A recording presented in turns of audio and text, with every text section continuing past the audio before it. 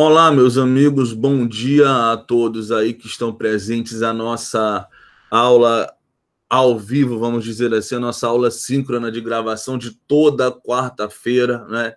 Sempre aí no horário CD manhã, tá? Deixa eu registrar aqui a presença dos que estão aqui, tá? Andiara, Ari, Isadora, Lia Rangel, Mailton Feitosa, Matheus Silva, Paloma Fernandes, Patrícia Carneiro, Sara Gomes, Vanessa Holanda e Yoshi. Sejam todos bem-vindos aí, tá? E o pessoal que vai assistir, né, à noite, né, ou de tarde, ou de madrugada, ou em qualquer outro horário, bom dia, boa tarde, boa noite, boa madrugada, tá? Na nossa aula passada, a gente começou a fazer o estudo aí do capital social, né? Tendo examinado com você uma noção mais geral aí, econômica e jurídica do que é o capital social, tendo visto com você os momentos pelos quais o capital social pode passar, a subscrição, a realização e a integralização, tendo visto com você os princípios informadores, né, do capital social, né, o princípio da a certeza ou da liquidez, o princípio da efetividade e o princípio da variação condicionada. E a gente terminava a aula passada vendo o primeiro movimento de modificação do capital social, né? Vendo aí basicamente o quê? Vendo aí basicamente, vamos dizer assim, o procedimento de aumento do capital social, né? O procedimento de aumento do capital social. A nossa aula de hoje, né, dando sequência a esse papo todo, a gente vai seguir justamente na sequência. Vamos começar aqui a examinar a questão da redução do capital social, tá? A redução do capital social. E, na sequência, a gente entra, por assim dizer, no estudo, vamos dizer assim, do regime jurídico das cotas e das ações, tá? Vem comigo, então, para a gente poder tratar aí, começar a nossa aula tratando aí da redução do capital social. Repare, inicialmente falando, que, de maneira genérica, a gente tem a redução do capital social prevista lá no artigo 1082 do Código Civil, tá? Artigo 1082 do Código Civil, ele vai abrir com você a temática relacionada à redução do capital social e que vai trazer as suas hipóteses aonde? Vai trazer as suas hipóteses tanto no artigo 1083 quanto também no artigo 1084, tá? Então, a gente vai estar passeando nisso aqui em matéria de Código Civil, que vale para a LTDA e por analogia para as demais. Já no âmbito da sociedade anônima, esse tema, com todo esse detalhamento, você vai ver nos artigos 173 e 174 da Lei 6404, a Lei de SA, tá? Então, cara, repara, o que eu quero fazer com você aqui agora? Quero trabalhar com você que nem a gente fez com o aumento. Eu vou lhe mostrar primeiro a lógica a partir do Código Civil, que são normas ali mais fáceis de você compreender, para daí a gente perceber as eventuais diferenças que existem do procedimento de redução do capital para a SA, do procedimento de redução para a LTDA. Beleza? Então, primeiro ponto importante aqui para a gente ver, cara. Primeiro ponto importante aqui para a gente ver é o seguinte, tá? Existem situações que vão obrigatoriamente determinar a redução do capital social. Uma hipótese dessas é exatamente a hipótese do sócio que vem a se retirar da sociedade, que vem a sair da sociedade por algum motivo, tá? Então, toda vez que acontecer a saída do sócio, né, porque ele exerceu seu direito de retirada ou seu direito de recesso, isso vai impactar necessariamente na redução do capital social. Mas não é disso que a gente está falando aqui. O que a gente está falando aqui é a redução do capital se dá por vontade, por interesse, por deliberação da própria sociedade, tá? Isso vai poder se dar em duas situações. Primeira delas, quando a gente estiver diante das chamadas perdas irreparáveis, tá? Perdas irreparáveis ou prejuízos irrecuperáveis, como aponta aí a doutrina, tá? Cara, o conceito disso é muito fácil de você entender, tá? É meio difícil de você tentar perceber na prática, mas o conceito disso é muito fácil. O que são perdas irreparáveis ou prejuízos irrecuperáveis? Repara, né, que todo resultado financeiro ele só vai ter dois direcionamentos. Ou ele será positivo, e isso indica que o patrimônio está subindo, o valor patrimonial daquela sociedade está sendo ampliado, ou o resultado dele é negativo, e isso significa que ele vem agora na descendente. Se eu estou falando de perdas, eu estou falando aí de quê? De sucessivos prejuízos. Então, imagina a situação das perdas irreparáveis é exatamente essa. A situação em que uma sociedade, ao longo do tempo, ela amarga diversos prejuízos, né? Diversos prejuízos, porque, de repente, ela entra em crise, e aí os empresários, os sócios, os diretores, enfim, percebendo a crise, resolvem o problema e ela vai se estabilizar patrimonialmente num valor de patrimônio inferior, não é, ao valor de patrimônio que ela tinha inicialmente, e mais, os lucros subsequentes não são suficientes aí para quê? Para devolverem o valor patrimonial da sociedade até, pelo menos, o valor do capital social registrado no contrato. Então, essa é a dinâmica, vamos dizer assim, tá? Essa é a dinâmica, vamos dizer assim, das chamadas perdas irreparáveis. A sociedade perdeu. Quando ela começou a ter lucro novamente, esse lucro ficou oscilando ali sempre abaixo, né, do valor do capital social registrado no contrato, ou seja, o capital social fica, como a gente viu na aula passada, o order made, né? Resultado, né? Se a gente não faz a redução do capital, qual é a consequência? Os sócios não poderão mais receber os dividendos, dado que o capital está o order made, tá? Agora, se a gente deixar o capital social como está registrado no contrato, possivelmente os sócios vão encerrar ali aquela sociedade, porque ninguém vai ficar trabalhando de graça, né? Então, resultado, tá? É exatamente essa a situação que justifica a redução do capital por perdas irreparáveis, né?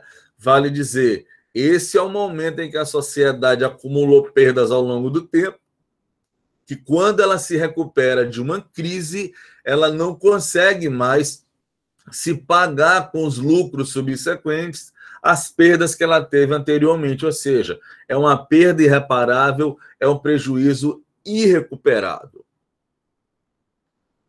Bom, como a gente falou agora na aula passada, né, um dos princípios informadores aí do capital social é o princípio da variação condicionada. E a gente precisa atender a variação condicionada para que a gente possa, vamos dizer assim, né, para que a gente possa fazer a modificação do capital para mais ou para menos, tá? E aqui, nesses termos do artigo 1083, a variação condicionada está atrelada aí, ó, à integralização do capital social, tá? A integralização do capital social, ou seja, a gente precisa estar com o capital totalmente integralizado, para ser aqui redundante, tá? Todo pago para que a gente possa fazer a redução do capital social por perdas irreparáveis, tá?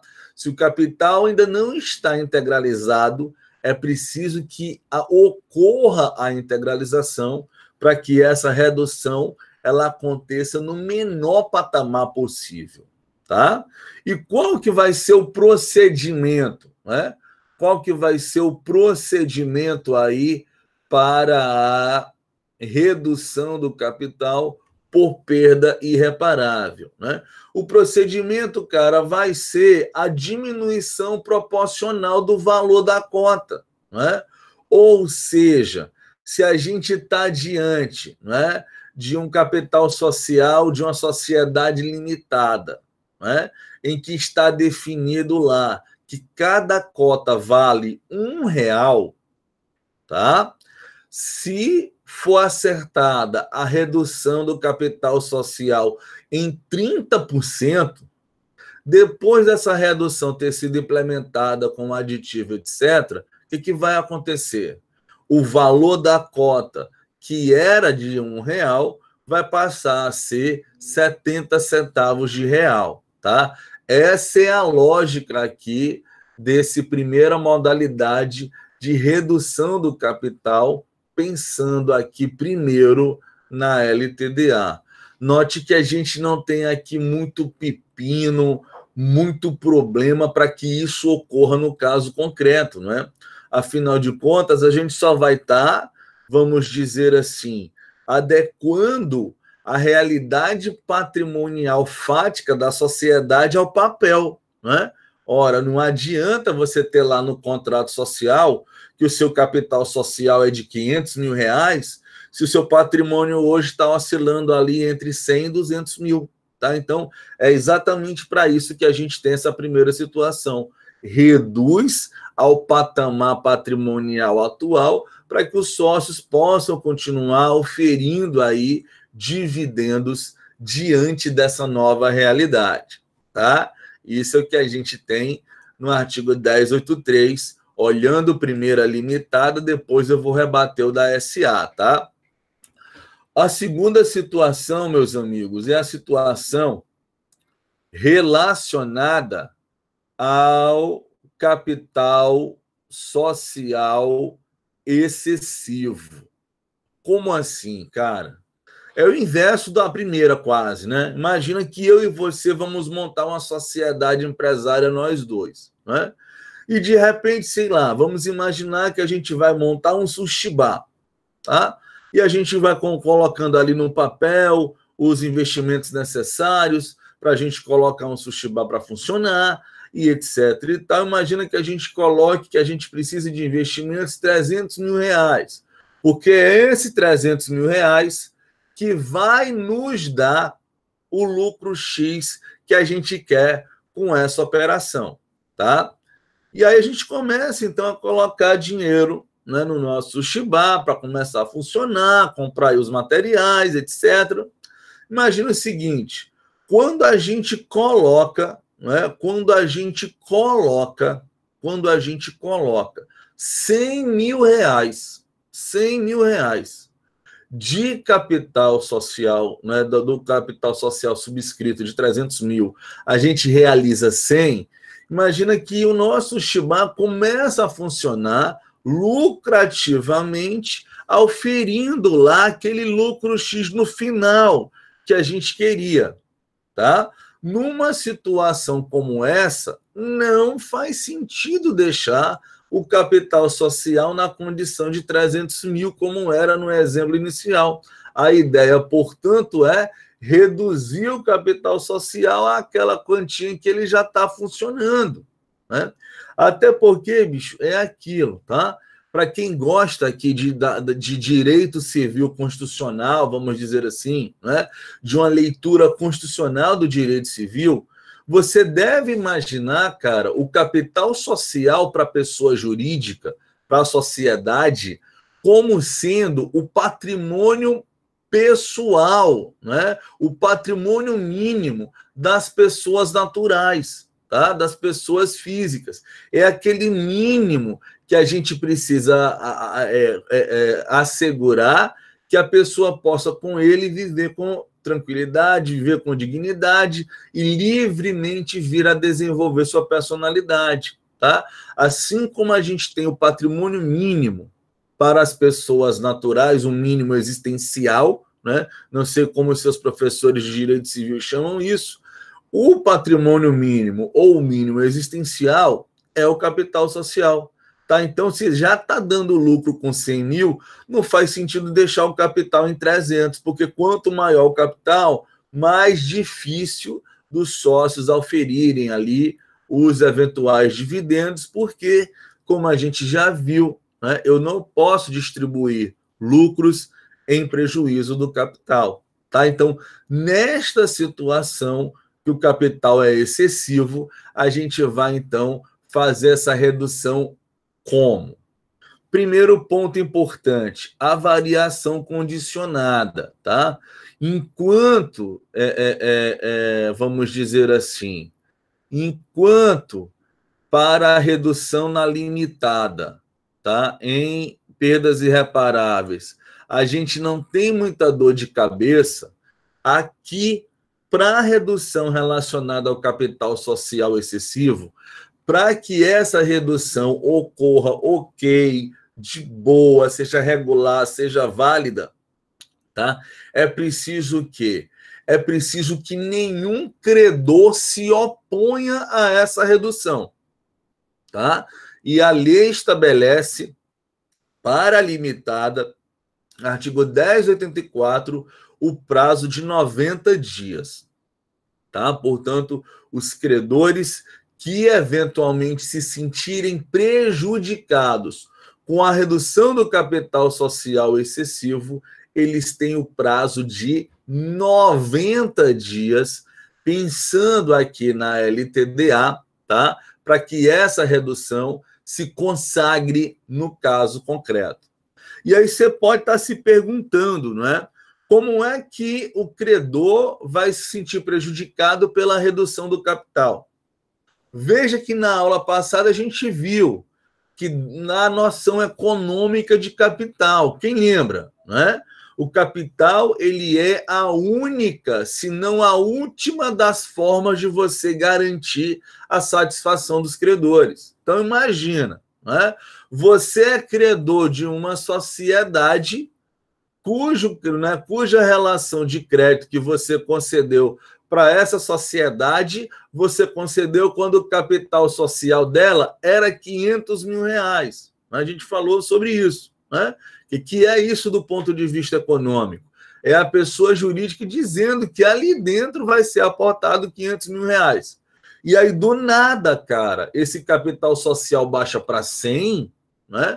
Você pode vir a ser prejudicado aqui na tutela do recebimento do seu crédito.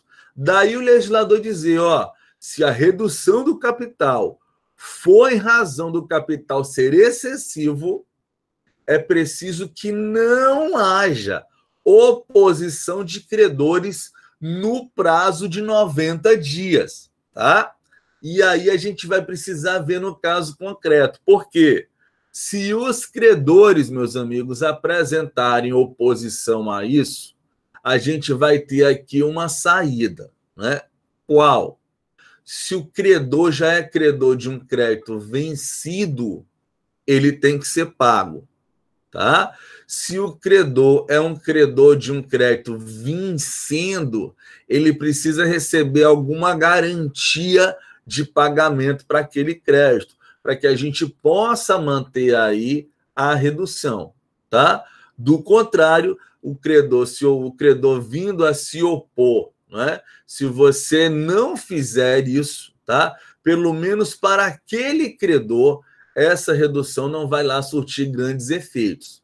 Beleza? Então, apresentada oposição no prazo de 90 dias para a LTDA, tá? Se o credor é credor de um crédito vencido, esse credor tem que ser pago para você poder garantir a operação. Se o crédito ele é vencendo, ele precisa ser garantido, né? Se dá ali um bem em garantia, empenhou, em hipoteca, em anticrese, para que a coisa funcione, tá?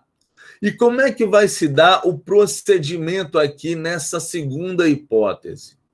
Cara, o procedimento nessa segunda hipótese vai acontecer da seguinte forma: vai ser restituída parte do valor das cotas ou dispensadas aí das prestações ainda devidas, né?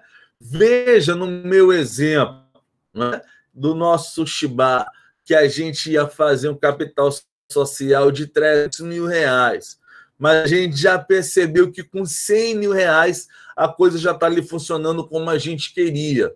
Então, nesse caso, a gente vai fazer o quê? A gente vai fazer a dispensa das prestações ainda devidas para manter aquele padrão, tá?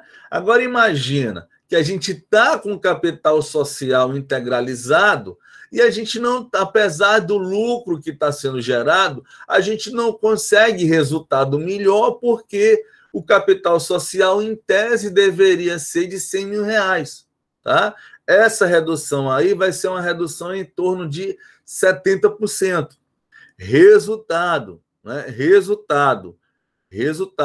Se o capital já está integralizado, aí os sócios recebem de volta parte, vamos dizer assim, do valor das suas cotas. Ou seja, o capital social que tinha cota de R$1, com desconto agora, redução em 70%, cada cota vai custar 30 centavos de real, sendo devolvido para cada sócio 70 centavos de real por cada cota que esse sócio eventualmente tivesse.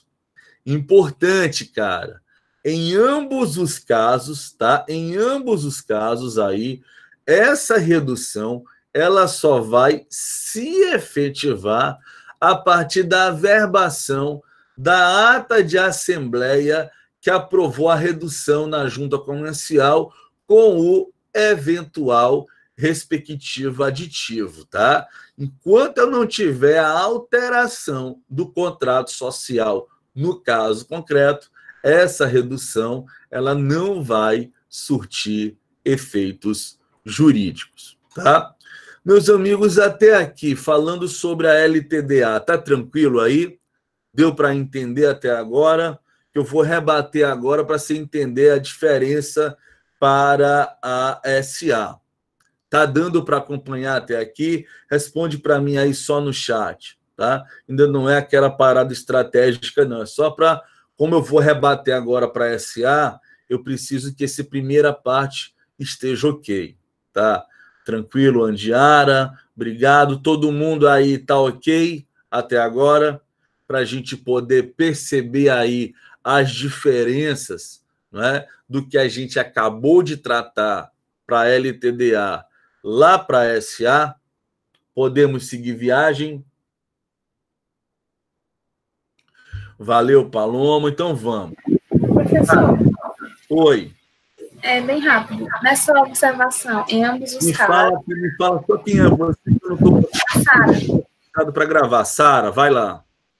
Nessa observação, em ambos os casos, a redução se torna efetiva a partir da averbação.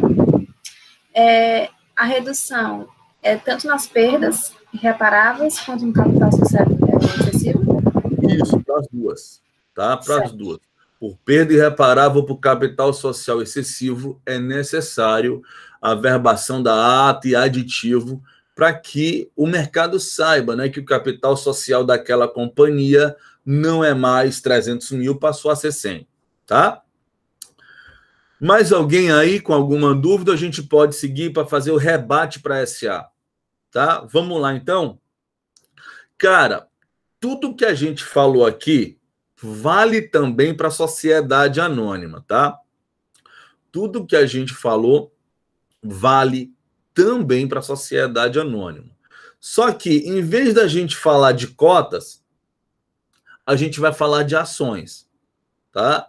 Em vez de ser diminuição proporcional de cota, restituição de parte do valor das cotas ou dispensa das ainda devidas, vai ser de ações. Essa é a primeira diferença que você vai ver do 1082, 1083 e 1084 para os artigos 173 e 174 da Lei 6404, tá? O que para a linha de raciocínio é nada. A segunda diferença importante está na oposição de credor. E são apenas essas duas diferenças que impactam aqui, tá? Para SA a gente não fala em cota, para SA a gente fala em ações, e a segunda diferença está na oposição de credor.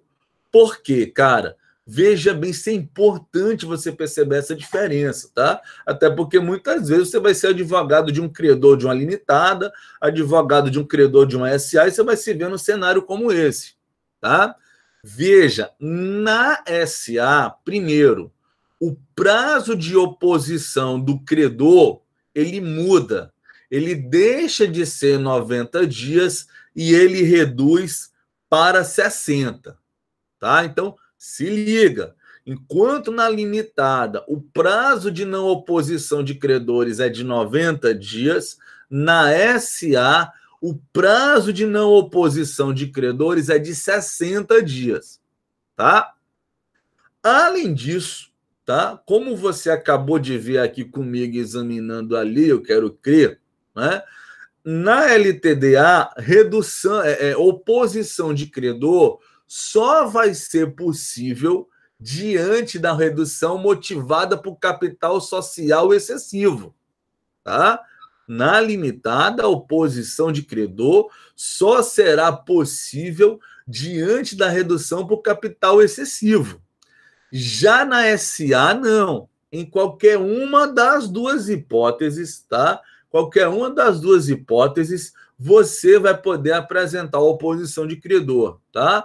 Enquanto que numa SA, por perdas irreparáveis, os credores podem apresentar oposição e eles têm 60 dias para isso, tá? Na limitada, isso não vai ser possível. Oposição de credores só para o capital social excessivo e com o prazo de 90 dias, tá? 90 dias, portanto, né? 90 dias, portanto, para a LTDA, 60 dias para a SA. Na LTDA, o credor só pode se opor por capital social excessivo, né? E na SA é possível a oposição aí dos dois.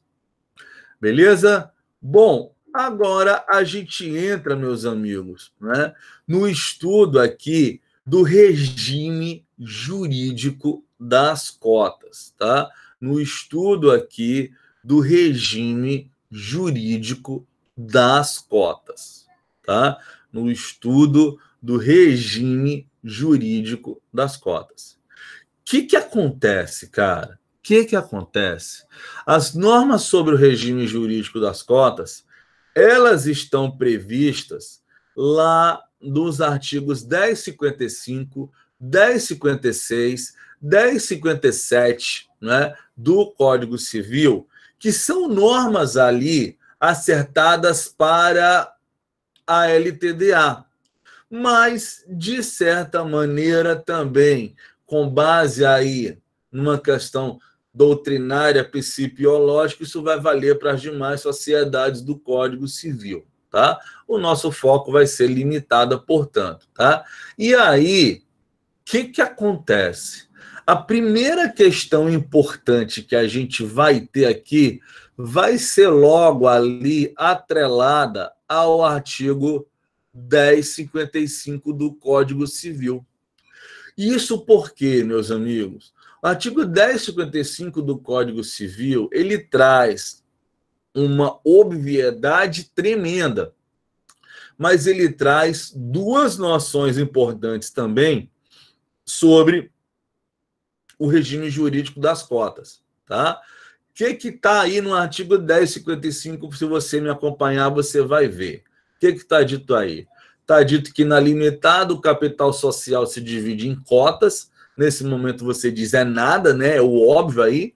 Porém, daí para frente tem duas noções importantes, né? O capital é dividido em cotas, né? Em valores iguais ou desiguais, tá? De valores iguais ou desiguais, cabendo a cada sócio uma ou mais cotas. Então, perceba, para você ser sócio, basta você ter uma cota, mas você pode ter mais de uma, e quanto mais você tiver, maior o seu poder de sócio dentro daquela sociedade. A gente já estudou isso. E veja que o legislador entende, né, como possível, como viável, vamos dizer assim, que o capital social de uma mesma LTDA, né, que o capital social de uma mesma LTDA venha a ser, né, venha a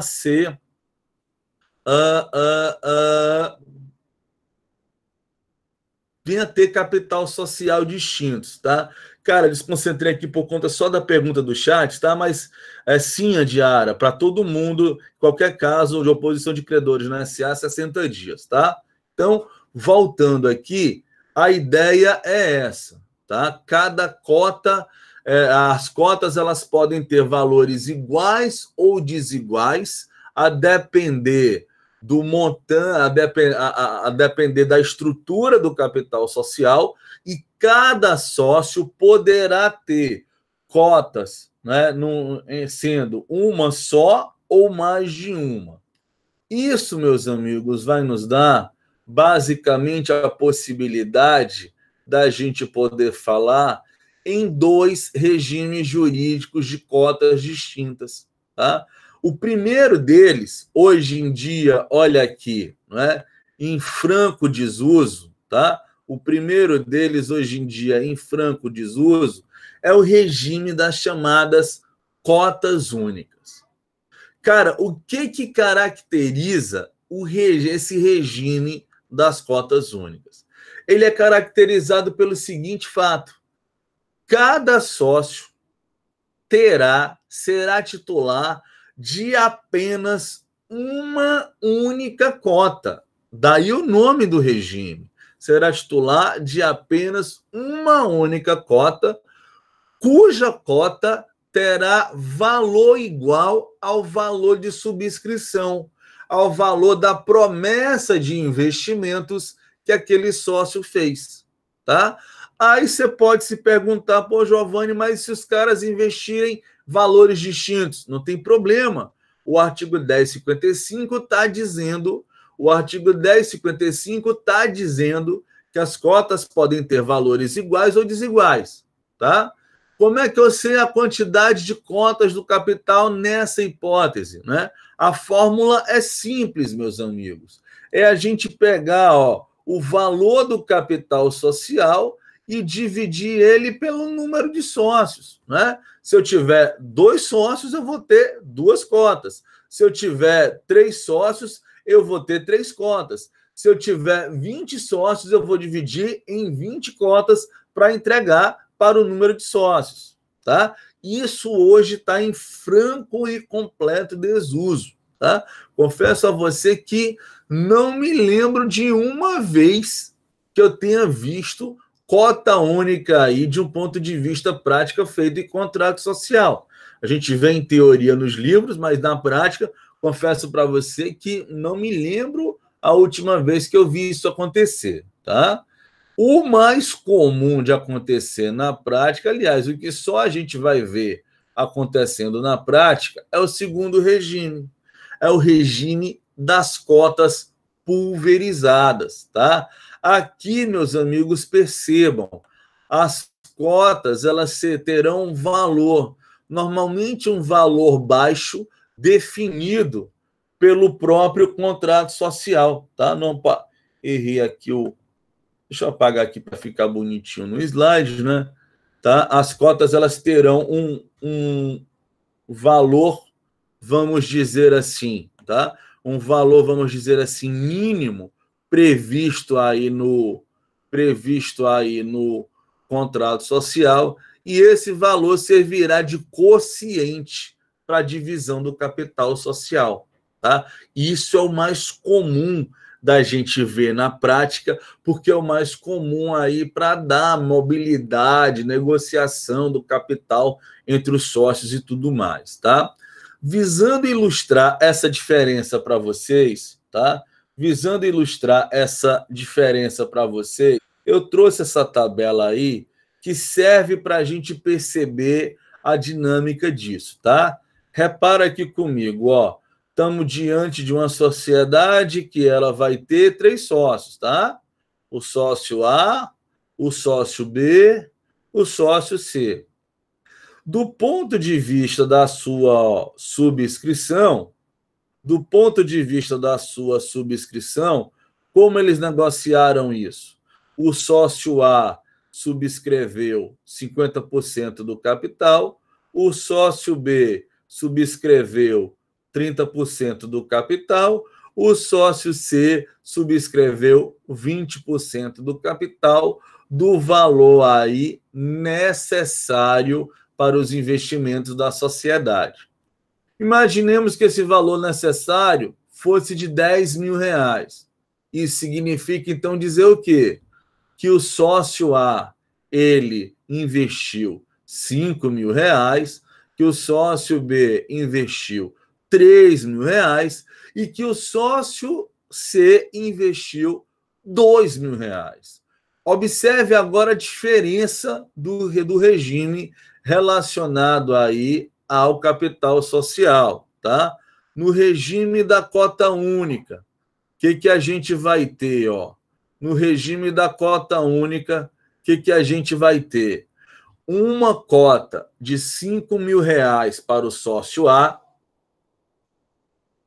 uma cota de R$3.000 para o sócio B e uma cota de R$2.000 para o sócio C, tá? Pode isso? Pode, sem problema. Olha o artigo 1055, né? Cada sócio pode ter uma ou mais cotas e cada cota pode ter valor igual ou desigual. Né? No regime da cota única, seria o regime factível para a gente ver essas cotas aí de valores desiguais, tá? Agora, regime da cota pulverizada, que é o mais comum. No regime da cota pulverizada, meus caros, a gente vai ter isso aqui, ó. O capital social, por exemplo, dizendo que uma cota é igual a R$1, tá? Que uma cota é igual a R$1. Nesse particular, o que nós teríamos? O sócio A, ó, seria titular de 5.000 cotas de R$1, o que equivaleria ao seu investimento em reais e ao seu investimento em percentual. O sócio B teria 3.000 cotas, tá? Teria 3.000 cotas de R$1 e o sócio C teria 2.000 cotas de R$1, fazendo aí 10.000 cotas de R$1, que vai dar os R$10.000, né, do caso concreto de investimentos, tá? Então, cara, perceba, né, que se nós tivermos uma sociedade cujo capital social será de R$10.000 e ela tiver 3 sócios, pelo regime jurídico das cotas únicas, essa sociedade terá o seu capital social dividido em 3 cotas. Tá? Já no regime das cotas pulverizadas, o que acontece? O contrato social estabelece o valor da cota e esse valor vai ser utilizado aí para quê? Como coeficiente para você fazer essa divisão e definir aí quantas cotas vai receber cada sócio, que deverá receber cotas no montante equivalente ao da sua, vamos dizer assim, subscrição, tá? Dito isso, outro ponto importante, tá? Dito isso, outro ponto importante vai dizer respeito, meus amigos, a algo que a gente já andou até falando, tá? A divisibilidade do capital, a divisibilidade, perdão, das cotas, a possibilidade ou não das cotas serem fracionadas, bem como a questão relacionada à cessão de cotas, tá? O que acontece, cara? Repare que se você pegar o Código Civil hoje, né, no artigo 1056 do Código Civil, e vale a pena você pegar para você abrir aí e acompanhar comigo o raciocínio, você vai perceber o quê? Que hoje em dia, tá? Hoje em dia, a lei ela admite a possibilidade do fracionamento de cotas, tá? A possibilidade das cotas serem divisíveis por ocasião aí da sua transferência, seja por ato inter vivos, seja por ato causa mortes, tá? Hoje, portanto, repetindo, o Código Civil admite que as cotas venham a ser fracionadas. Num exemplo, né? Imagina, sujeito é titular de uma cota numa LTDA. Ele faleceu e deixou 3 herdeiros. Nesse caso, é possível que esses 3 herdeiros venham a fazer aí, vamos dizer assim, a divisão dessa cota em 1/3 para cada um deles, né? Já que a lei, repito, hoje permite, num ato de transferência das cotas, seja por ato inter vivos, seja por ato causa mortes, que essas cotas sejam fracionadas. Porém, meus amigos, se você olhar o próprio artigo 1056, ele vai dizer que essa cota ela é indivisível perante a sociedade, tá? Razão pela qual aquelas doutrinas que têm um caráter mais pragmático, elas acabam nos orientando o quê? Tá? Nos orientando aí nesse primeira informaçãozinha que eu coloquei para vocês, tá? Nesse primeiro Vzinho aqui, tá? A lei permite, né, fazer aí a divisibilidade do capital, porém a divisibilidade das cotas, porém o contrato social pode e deve vedar a divisibilidade dessas cotas. Por quê? Perante a sociedade, a cota vai continuar indivisível. Então, imagina, né, uma cota sendo fracionada ali para 3, 4, 5, 6 pessoas. Como é que essas pessoas, de repente, com entendimentos tão distintos, vão conseguir se entender para efetuar esse voto, né? Quem delas vai votar no caso concreto? Qual é a que vota? Então, fica inviável para o andamento da sociedade. Por isso é que é bacana o contrato social vedar aquilo que a lei, desgraçadamente, acabou permitindo.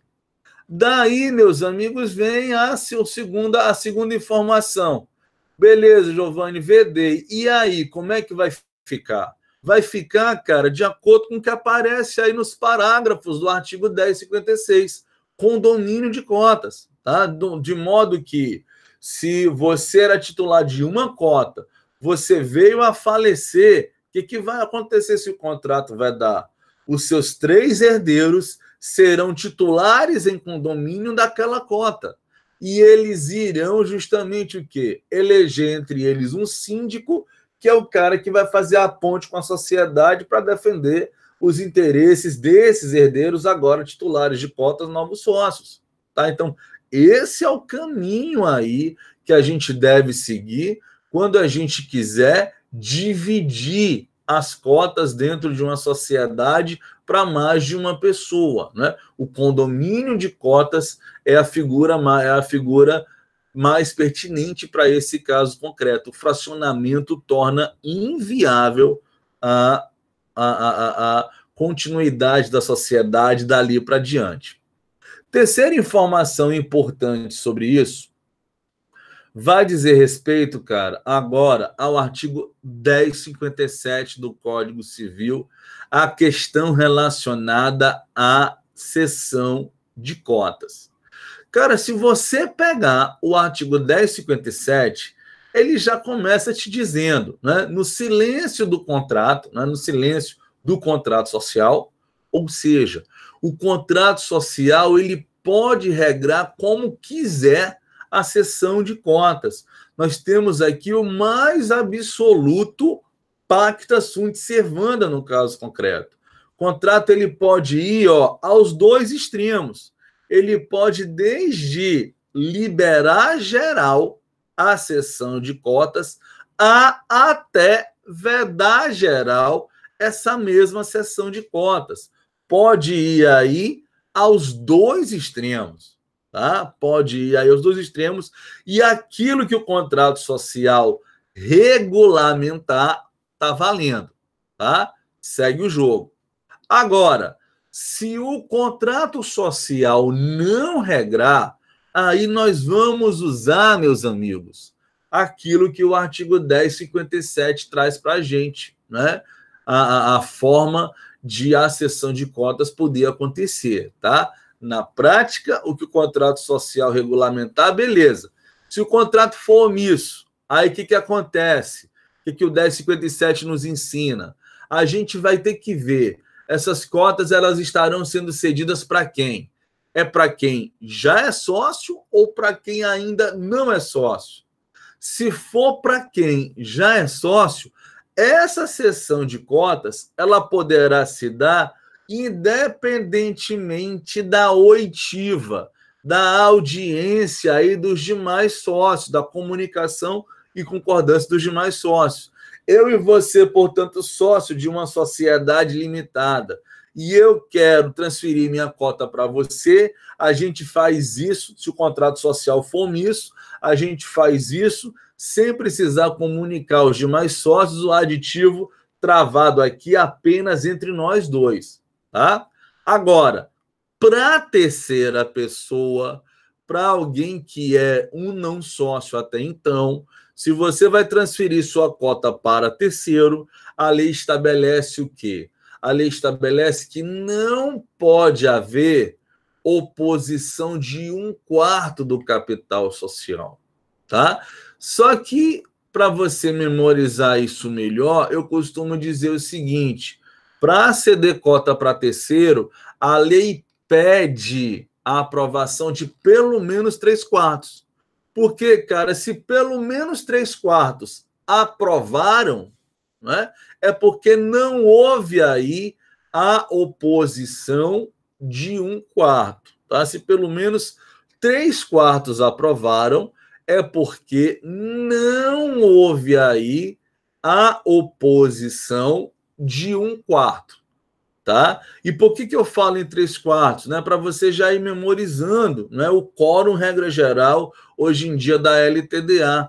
O principal quórum de maioria da LTDA hoje em dia não é o quórum de maioria absoluta, 50% mais 1 do capital, não. É de 3/4 do capital social, tá? E, cara, qual é a importância da cláusula de cotas? Meus amigos, a importância da cláusula de cotas vai dizer respeito justamente à estrutura econômica da sociedade. Conforme nós já estudamos lá atrás, quando a gente fez aquele estudo de classificação de sociedades, a gente percebeu o quê? Que do ponto de vista da estrutura econômica da sociedade, a gente vai qualificar sociedades em sociedades de pessoa de um lado, sociedade de capital do outro, né? E a gente viu que a LTDA ela é uma sociedade híbrida, porque a gente só vai definir No caso concreto, se nós estamos diante de uma LTDA de caráter personalíssimo ou de uma LTDA de caráter capitalista, tá? De uma LTDA personalista ou de uma LTDA capitalista. E qual tem sido o critério mais adotado pela doutrina e pela jurisprudência, né, para fazer essa diferença? A questão da cláusula de cotas. Né? Se eu tenho ali a livre cessão de cotas estabelecida no contrato, eu estou diante de uma sociedade de capital. Se a cessão de cotas ela não é livre, vamos dizer assim, ela não é livre, eu preciso, né, além de comprar a cota do sócio, receber a aprovação da Assembleia para minha entrada, por exemplo, então nós estaríamos diante de uma sociedade de pessoas. Tranquilo, meus amigos, até aqui? Deu para acompanhar?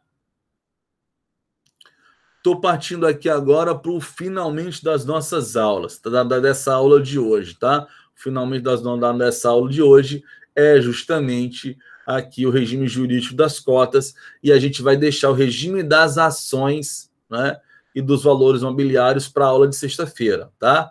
Até aqui, me fala aí no chat, tá? Deu para acompanhar? Tá tudo ok? Para eu poder ir para o ponto 6.3? O que vocês me dizem aí? Tudo ok, Sara? Beleza? Show de bola? Massa. Então, meus amigos, chegando no ponto 3, tá? Chegando no 6.3 aqui, o que acontece? Nós estamos diante de um dos principais temas, tá? De um dos principais temas aí relacionados a, vamos dizer assim, ao regime jurídico das cotas, que é o tema da penhorabilidade das cotas, tá? O tema da penhorabilidade das cotas, que se refere, cara, basicamente a essa pergunta aí, tá? Em uma sociedade limitada, acaso um de seus sócios contraia uma dívida particular, vale dizer, né, uma dívida para si, e não em favor da sociedade, seria possível as cotas desse sócio viessem a ser penhoradas a fim de garantir o pagamento do débito mencionado, tá? Então, a história seria mais ou menos o seguinte, tá? Imagine aí que eu e que Mailton, por exemplo, viéssemos fazer entre nós uma sociedade limitada, a GM Limitada. E imagina o seguinte, tá? Imagina que eu, Giovanni Magalhães, de maneira pessoal, contraio uma dívida aqui perante Sara. Sara é, portanto, minha credora e não credora da sociedade, tá? Imagina, dou eu calote na Sara. É possível, né, ela realizar a penhora das cotas que eu tenho na sociedade GM com Mailton, né, a fim de garantir aí o pagamento desse débito que eu tenho perante ela, tá? Esse é um dos temas mais importantes, né, que a gente tem aí em matéria de cotas numa LTDA, tá? E, cara, eu quero terminar essa aula justamente deixando essa pergunta aí para você me responder lá na sua AV2, tá? Essa pergunta aí vai valer uma pontuação extra na sua nota de AV2. Eu vou te dar até a linha que você tem que seguir para poder pensar aí nessa resposta, tá? Então, se liga para ficar claro, para vocês que estão assistindo agora e para o pessoal que vai assistir depois de gravado, tá? A nossa prova de AV2 ela vai valer de 0 a 10, tá? A nossa prova de AV2 ela vai valer de 0 a 10, e essa pergunta aí, né, essa pergunta aí que está aí no 6.3 da penhorabilidade das cotas, ela precisa, se ela for respondida também, você vai ganhar uma eventual pontuação extra para poder aí completar a sua nota da prova, tá? O que você precisa fazer para poder responder esse trem aí e conseguir a pontuação? Já vou te dar até a receita do bolo, tá? Você vai precisar, evidentemente, não é, dar uma olhada aí em obras de doutrina, pode ser Fábio Lua Coelho, pode ser Marlon Tomazetti, pode ser, né, Gladstone Mamed, tá? E aí, cara, você vai precisar falar, tá? Nessa sua resposta, basicamente de quê? Você vai precisar falar nessa sua resposta, mas veja, não é só mencionar o dispositivo legal, não, tá? Porque os dispositivos que eu vou lhe dar aqui ajudam a você levar a uma conclusão para essa pergunta, tá? Que dispositivos legais são esses? Deixa eu só abrir aqui para te dar os dispositivos corretos, tá? Primeiro dispositivo legal que você vai ter que olhar para construir a sua resposta, pode anotar aí, tá? Estão me ouvindo, né? Estão tomando nota aí? Me confirma. Primeiro dispositivo legal que você vai ter que anotar é o artigo 1026 do Código Civil, tá? Artigo 1026 do Código Civil é o primeiro dispositivo que você vai pegar aí. O segundo, meus caros amigos, é o artigo 1027, tá? 1026 do Código Civil. O segundo é o artigo 1027, tá? 1027 do Código Civil. O terceiro artigo que você vai precisar falar é o artigo 835, inciso 9 do CPC, tá? Esses 3 artigos aí vão te ajudar a refletir sobre essa questão para você encontrar a resposta correta, tá? 1026, 1027, 835, inciso 9, tá? Deem uma olhada nesses 3 artigos, peguem um livro de doutrina, e eu até sugiro, cara, me lembrando aqui das aulas fortemente, que vocês deem uma revisada nas aulas de classificação de sociedades, tá? Que você vai ver algum direcionamento dessa pergunta lá, tá? Então, a ideia é essa.